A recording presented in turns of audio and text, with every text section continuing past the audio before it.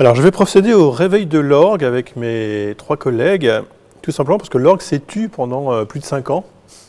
Et donc, il a été dépecé, il a été mis en... On a été les sommiers quelque part en France, les tuyaux, et tout ça, et ça a été remis ensemble, ça a été nettoyé, ça a été harmonisé.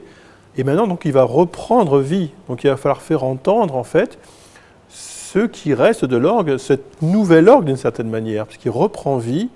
Et c'est ça qu'on va faire donc par ce rituel d'éveil de l'orgue bientôt. Alors ça va être au début de cette grande cérémonie, parce que mine de rien, un orgue, tout simplement, souvent on dit que c'est un peu l'âme de l'Église, dans le sens où c'est une espèce, voilà, il y a le souffle de l'Église et puis il y a ces souffles de l'orgue qui viennent l'accompagner depuis le Moyen-Âge d'une certaine manière. Donc nous, ce qu'on va faire, c'est qu'on va répondre aux invocations de l'archevêque de Paris, qui va dire « Orgue, éveille-toi ».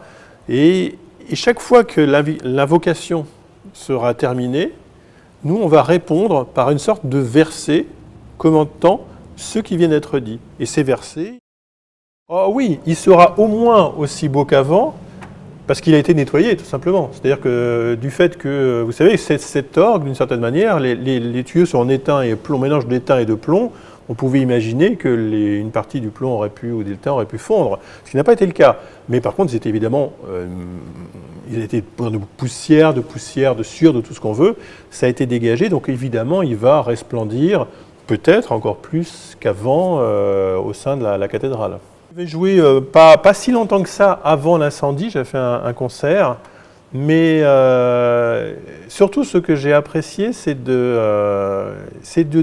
redécouvrir cet instrument partiellement. Quand on y est allé, je me souviens la première fois, il n'y avait qu'une partie des jeux qui était harmonisée. Donc on imaginait aussi, il y avait l'imaginaire qui était là pour le reste. Le facteur n'avait pas encore complètement terminé son travail. Et donc on voyait aussi, on a vécu le réveil, d'une certaine manière, de cet instrument, jeu par jeu. Et ça, je trouve que c'est absolument passionnant, donc c'est assez émouvant.